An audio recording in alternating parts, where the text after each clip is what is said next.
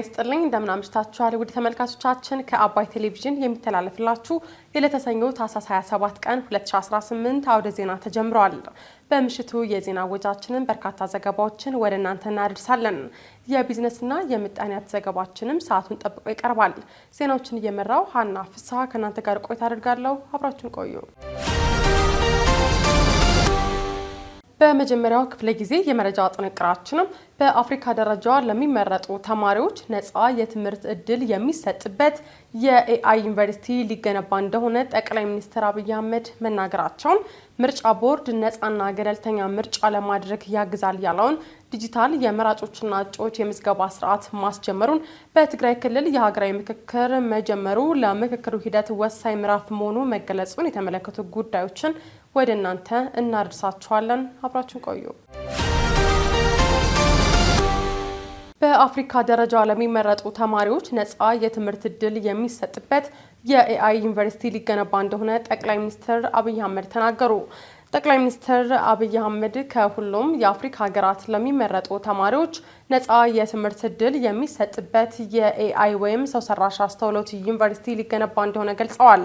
ጠቅላይ ሚኒስትሩ ይፋ ያደረጉት የኤአይ ዩኒቨርሲቲ ግንባታ ባለፈው ሳምንት አርብ ታህሳስ 24 ቀን 2018 ዓ.ም የአዲስ አበባ ዩኒቨርሲቲ 75ኛ ዓመት ክብረ በዓል ላይ ተገኝተው በሰጡት ገለጻ ሲሆን ማብራሪያቸው በኢቢሲ ቴሌቪዥን በክፍል 1 ትናንት ተላልፏል።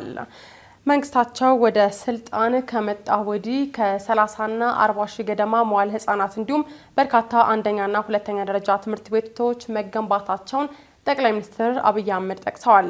ጠቅላይ ሚኒስትሩ አክለውም በቴክኖሎጂን ከሌሎች ሀገራት ጋር መሽቀዳደም አለብን፣ በሚቀጥሉት 6 ወራት ስራዎቻችንን እንጨርሳለን፣ ለዚህም የኤአይ ዩኒቨርሲቲ ግንባታው በአጭር ጊዜ ውስጥ እንደሚጀመር አመልክተዋል። አዲስ አበባ ዩኒቨርሲቲ ትኩረቱን ኤአይ፣ ሮቦቲክስ፣ ዳታ ማይኒንግ እና ኮምፒውቲንግ ላይ ብቻ እንደሚያደርግ ጠቁመውም የኤአይ ዩኒቨርሲቲ በዓለም ደረጃ አንድ አገር ብቻ ነው ያለው፣ ብዙዎቹ ዩኒቨርሲቲዎች የኤአይ ዲፓርትመንትን እየፈጠሩና የኤአይ ኮርስ የሚሰጡ እንደሆነ ገልጸዋል።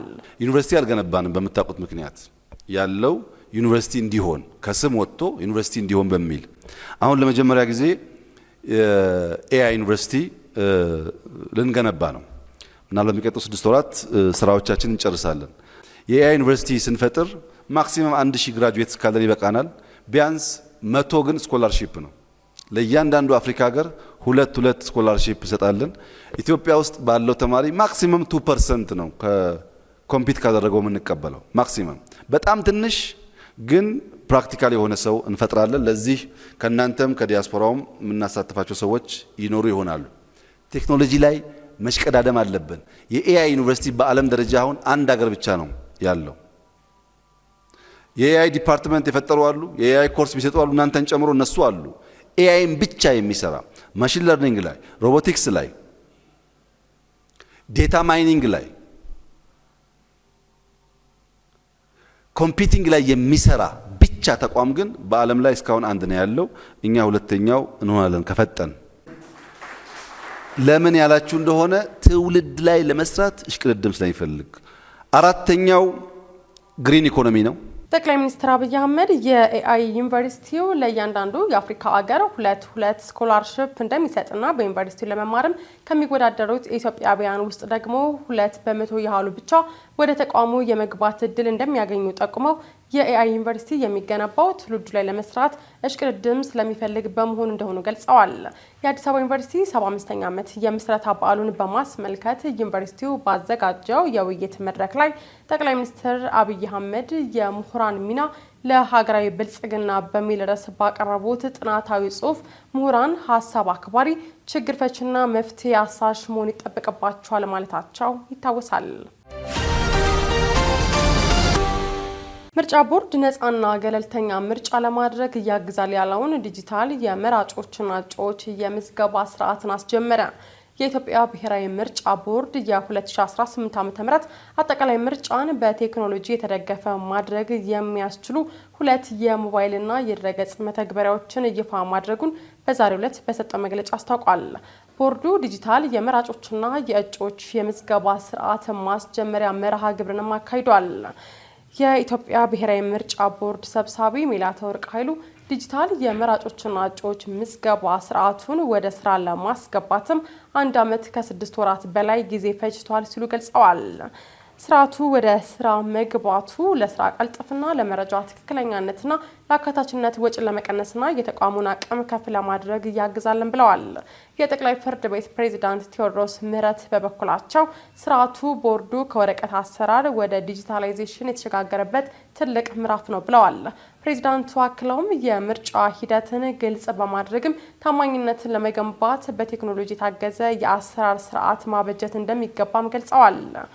ምርጫን በቴክኖሎጂ መደገፍ በርካታ ሀገራት ውጤታማ የሆኑበት አሰራር መሆኑን የጠቀሱት ፕሬዝዳንቱ ቦርዱ ያበለጸጋቸው መተግበሪያዎች ጊዜን፣ ገንዘብንና ጉልበትን ከመቆጠብና እንግልትን ከመቀነስ ባለፈም በቀጣይ ኢትዮጵያ የምታካሂደው አጠቃላይ ምርጫ ነፃና ገለልተኛ ለማድረግ ያግዛሉ ብለዋል። የዲጂታል ምዝገባ ስርዓቱ መራጮች የሚመዘገቡባቸው 3 አማራጮችን የያዘ ሲሆን እነዚህም ምርጫ የተሰኘ የስልክ መተግበሪያ፣ ድረገጽና በምርጫ ጣቢያዎች በመገኘት በታብሌት መመዝገብ ናቸው። የዲጂታል ምዝገባ ስርዓቱ ለአካል ጉዳተኞች እንዲመች ተደርጎ የተሰራ መሆኑም ተመላክቷል።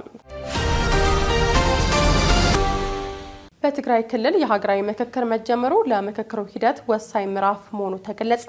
የቅድመ አጀንዳ ማሰባሰብ ስራ በትግራይ ክልል መካሄዱን በማስታወስ የሀገራዊ ምክክር ሂደቱ በትግራይ ክልል መጀመሩን በሕዝብ ተወካዮች ምክር ቤት የመንግስት ተጠሪ ሚኒስትር ዶክተር ተስፋዬ በልጅጌ ገልጸዋል።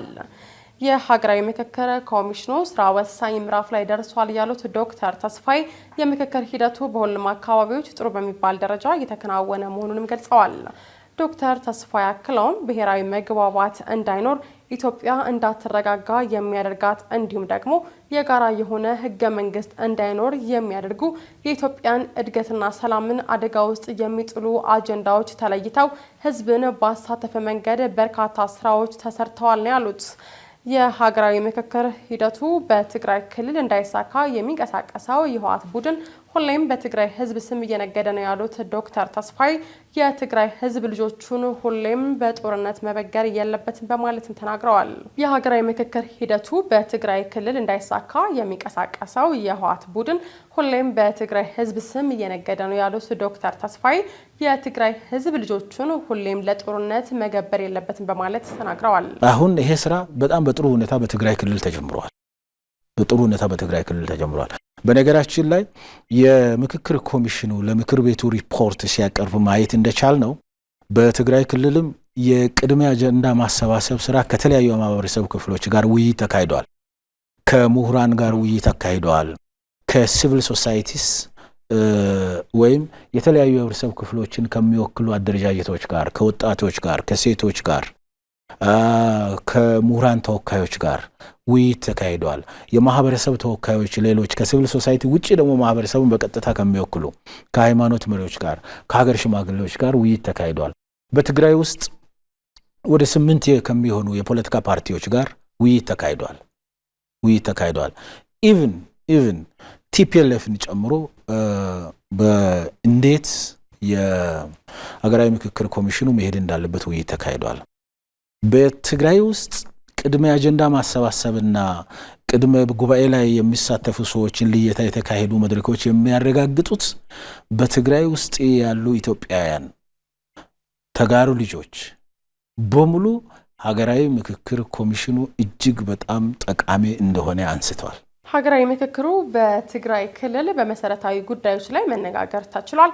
በአማራና በኦሮሚያ ክልል የታጠቁ ቡድኖችን ጨምሮ ምክክር ተደርጎ አጀንዳቸውን አሰባስበው ለኮሚሽኑ ማስገባት ችለዋል ሲሉ ተጠሪ ሚኒስትሩ ተናግረዋል። በሀገራዊ ምክክሩ አማካኝነት በአማራና በኦሮሚያ ክልል የታጠቁ ቡድኖች የትጥቅ ትግላቸውን በመተው የሰላም አማራጭን ተጠቅመው ወደ መንግስት መዋቅር መግባታቸውንም ጠቁመዋል።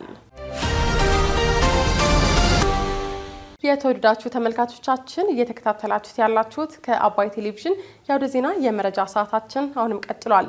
ወደ ሁለተኛ ዙር ጥንቅራችን ስናልፍ ደግሞ በአሜሪካ የሚኖሩ የኢትዮጵያና የሶማሊያ ተወላጆች ከፍተኛ የመንግስት ድጋፍ እያገኙ ነው ሲሉ ፕሬዚዳንት ትራምፕ ማስታወቃቸውን ቻይናና ኢራን በአሜሪካ ቁጥጥር ስር የሚገኙት ኒኮላስ ማዱሮና ባለቤታቸው እንዲለቀቁ መጠየቃቸውን ጨምሮ ሌሎች ዜናዎችን ዘነበ ህልፍ ይዟል። ተከታትለን እንመለስ። የብላቴ ማሰልጠኛ ማዕከል ያሰለጠናቸውን ምልምል ወታደሮች በትናንትናው ዕለት አስመረቀ። የሀገር መከላከያ ሰራዊት የልዩ ዘመቻዎች እዝ ማሰልጠኛ ማዕከል ለወራት ያሰለጠናቸውን መሰረታዊ ወታደሮች በትናንትናው ዕለት ማስመረቁን አስታውቋል። ተመራቂዎቹ የመሰረታዊ ውትድርናን እና የመሰረታዊ ኮማንዶ ምልመላ መስፈርቶችን ያሟሉ ናቸውም ተብሏል።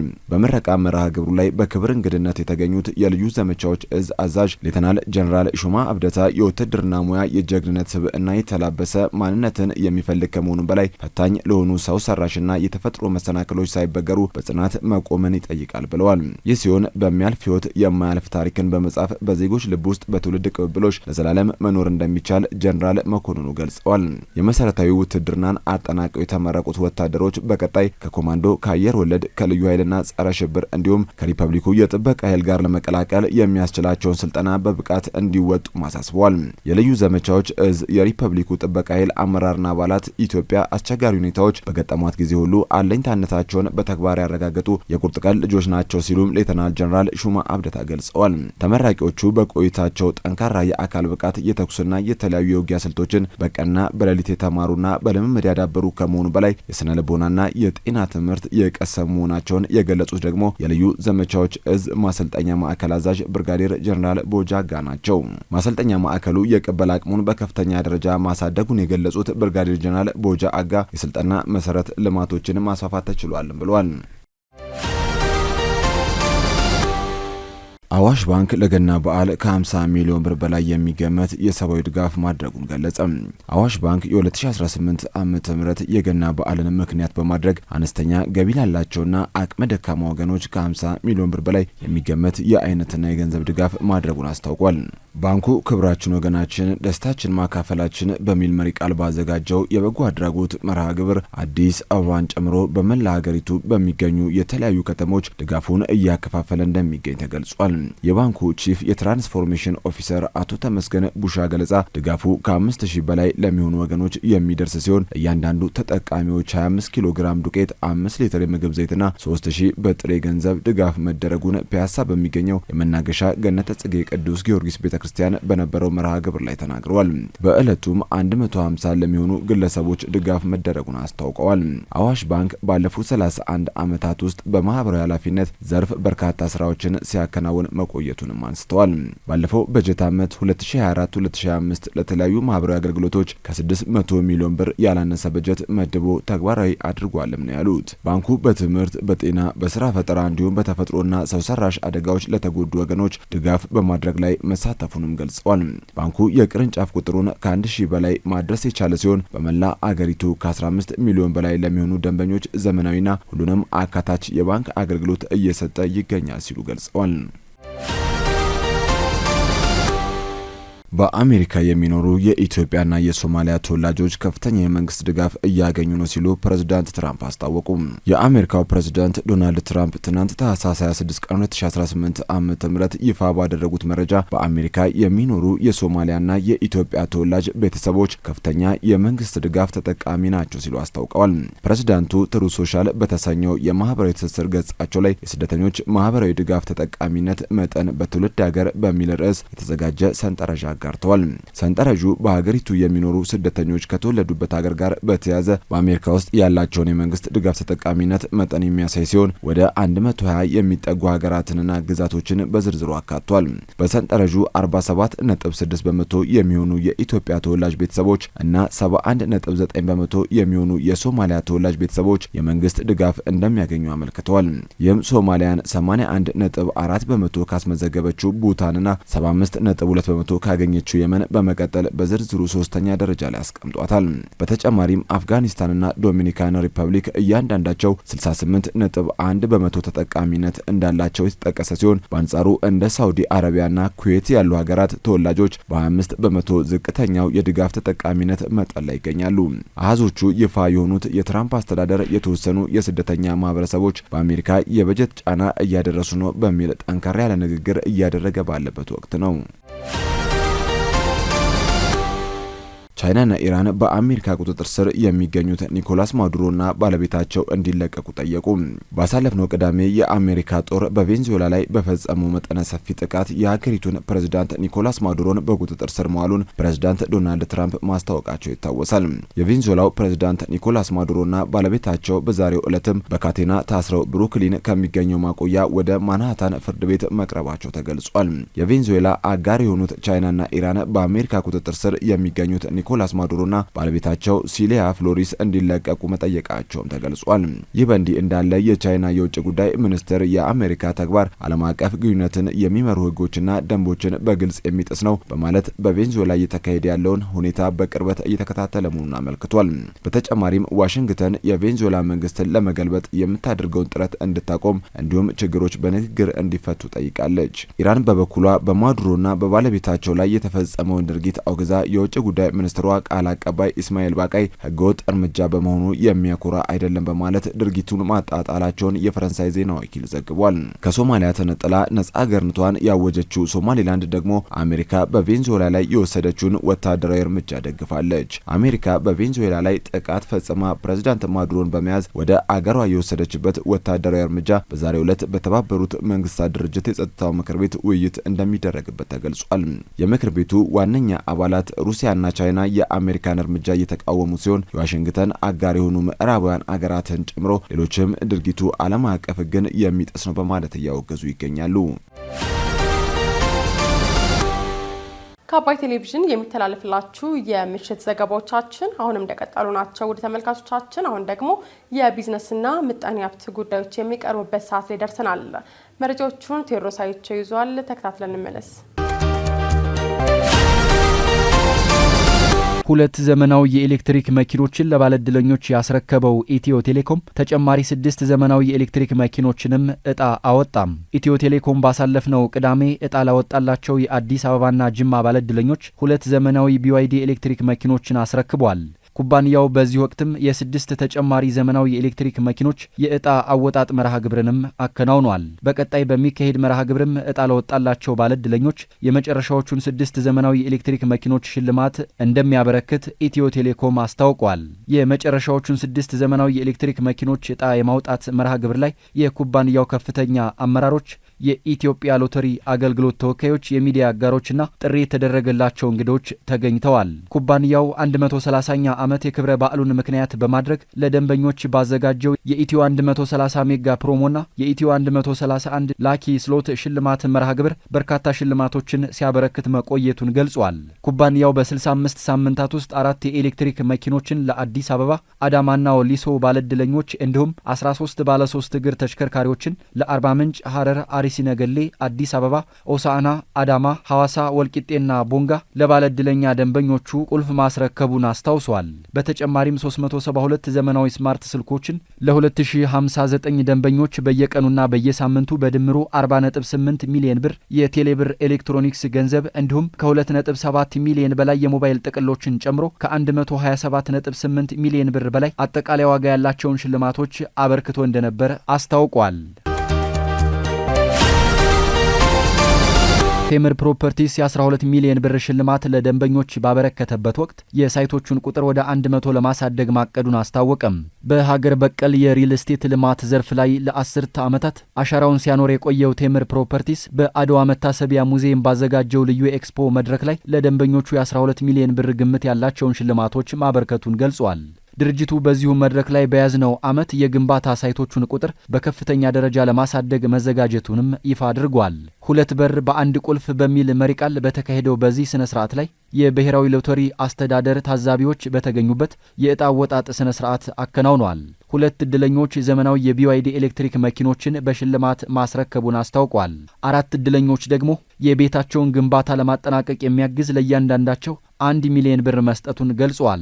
ቴምር ፕሮፐርቲስ ባለፉት 10 ዓመታት በዘርፉ እስካሁን ከ10 በላይ ህንፃዎችን ገንብቶ ለባለቤቶቹ ማስረከቡን ገልጿል። በአሁኑ ወቅትም ድርጅቱ በከተማዋ የተለያዩ ስፍራዎች 28 የግንባታ ሳይቶችን በንቃት እያንቀሳቀሰ ይገኛል ተብሏል። የቴምር ፕሮፐርቲስ ዋና ስራ አስፈጻሚ አቶ ጃፋር መሐመድ ይህ የዕጣ አወጣጥ ስነ ስርዓት ብቻ ሳይሆን በሪል ስቴት ዘርፍ በደንበኞችና በአልሚዎች መካከል ሊኖር የሚገባውን ጠንካራ መተማመን በተግባር ያረጋገጥንበት ነው ሲሉ ተናግረዋል። ዛሬ የምናከብረው የኤክስፖ መክፈቻና የዕጣ አወጣጥ ስነ ስርዓት የሽልማት ፕሮግራም ብቻ አይደለም። ይልቁንም በኢትዮጵያ ሪል ስቴት ዘርፍ ውስጥ በደንበኞች በአልሚ መካከል ሊኖር የሚገባውን ጠንካራ መተማመን በተግባር ያረጋገጥንበት የገባነውን ቃል የጠበቅንበትና ልዩነት ለመፍጠር የጀመርነውን ጉዞ አንድ ማሳያ ነው። ክቡራትና ክቡራን፣ ቴምር ፕሮፐርቲስ በሁለት ባለራዕዮች በ2008 ዓ.ም ሲመሰረት ዓላማው ቤት መገንባት ብቻ ሳይሆን የሪል ስቴት ዘርፉን በግንባታ፣ በገበያ አመራር፣ በደንበኞች አያያዝ፣ በቴክኖሎጂና ሌሎችም ዘርፎች አንድ እርምጃ የማሻገር ውጤት ጭምር ነው። በ2018 በጀት ዓመት የግንባታ ፕሮጀክቶችን ቁጥር ወደ 100 ለማሳደግ ሰፊ ዝግጅት ማድረጉን ገልጿል። አክለውም የሪል ስቴት ዘርፉ የሀገራችን ኢኮኖሚ የጀርባ አጥንት መሆኑን ተናግረዋል። እኛም ይህንን አውቀን ዘርፉን ከቅንጦትነት አውጥተን የሰው ልጅ መሰረታዊ መብት ወደ መሆን እንዲሸጋገር ሌት ተቀን እየሰራን እንገኛለን። ለዚህም በአጠናተራ፣ በለቡ፣ በላፍቶ፣ በ4 ኪሎ ያቆምናቸው ህንፃዎች የቃላችን ማህተሞች ናቸው። በእነዚህም ሳይቶቻችን ከ350 በላይ አባወሮችን የቤት ባለቤት አድርገን የቤት ቁልፋቸውን አስረክበናል። እንዲሁም ከ400 በላይ የቤትና የሱቅ ካርታዎችን አዘጋጅተን ለደንበኞቻችን ለማስተላለፍ በዝግጅት ላይ ነን። በአድዋ ሙዚየም በተከናወነው በዚህ መርሃ ግብር ላይ ከፍተኛ የመንግስት ኃላፊዎች፣ የቢዝነስ ማህበረሰብ አባላትና የሚዲያ ተወካዮች ታድመዋል። የወረቀት ቢዝነስ ካርድ አጠቃቀምን በዲጂታል የሚቀይር የቴክኖሎጂ ውጤት ይፋ ተደረገም። የ13 ዓመቱ ታዳጊ የወረቀት ቢዝነስ ካርድን በዲጂታል ቴክኖሎጂ የሚቀይር የኤንኤፍሲ ቴክኖሎጂ ለገበያ አቅርቧል። ባራቶን ኤንኤፍሲ ሶሉሽን ከኩባ አዲስ ሶሉሽን ጋር በመተባበር የወረቀት ቢዝነስ ካርድን በዲጂታል ቴክኖሎጂ የሚቀይር አዲስ የኤንኤፍሲ ምርት ባሳለፍነው ቅዳሜ በማሪዮት ኤክስኪዩቲቭ ሆቴል በይፋ አስመርቋል። ይህንን ፈጠራ ወደ ሀገር ውስጥ በማምጣትና በማልማት ረገድ ቀዳሚውን ሚና የተጫወተው የ13 ዓመቱ ታዳጊና የ8ኛ ክፍል ተማሪ የሆነው ኖሆ አቡማ ነው። ታዳጊው አባቱ ለስራ ጉዞ በርካታ የወረቀት ካርዶችን ሲይዝ በመታዘቡ ይህንን ብክነት በቴክኖሎጂ እንዴት ማስቀረት ይቻላል በሚል ባደረገው ጥናት ቴክኖሎጂውን ለሀገር በቀል አገልግሎት እንዲውል አድርጓል። ቢዝነስ ካርድን ወደ ተንቀሳቃሽ ስልኮች በማስጠጋት ብቻ የግለሰብን ወይም የድርጅትን መረጃ ፖርትፎሊዮና ቪዲዮን ጨምሮ በቀጥታ ወደ ስልክ እንደሚያስተላልፍ ተገልጿል። ቴክኖሎጂው ለአንድ የታትሞ ለህይወት ዘመን የሚያገለግል መሆኑ የተገለጸ ሲሆን ተቋማት ለካርድ ህትመት የሚያወጡትን በሚሊዮን የሚቆጠር ብር ያስቀራል ተብሏል። በምረቃ ስነ ስርዓቱ ላይ የሰንሻይን ኮንስትራክሽን ባለቤት የሆኑት አቶ ሳሙኤል ታፈሰ የብራንድ አምባሳደር የሆኑ ሲሆን ፕሮግራሙ ላይ የንግድ መሪዎች፣ የድርጅት ስራ አስኪያጆችና የቴክኖሎጂ ባለሙያዎች የታደሙ ሲሆን ባራቶን ኤንኤፍሲ ሶሉሽን በ2026 ምርቱን በስፋት ለገበያ በማሰራጨት የኢትዮጵያን የዲጂታል ትስስር ለማዘመን አቅዶ እየሰራ መሆኑን አስታውቋል። ስትከታተሉት የነበረው የዕለተ ሰኞ ታህሳስ 27 2018 ከአባይ ቴሌቪዥን የአውደ ዜና የመረጃ ጥንቅራችን ይህንን ይመስል ነበር። አብራችሁ ስለነበራችሁ ከልብ እያመሰገን በያላችሁበት መልካም ምሽት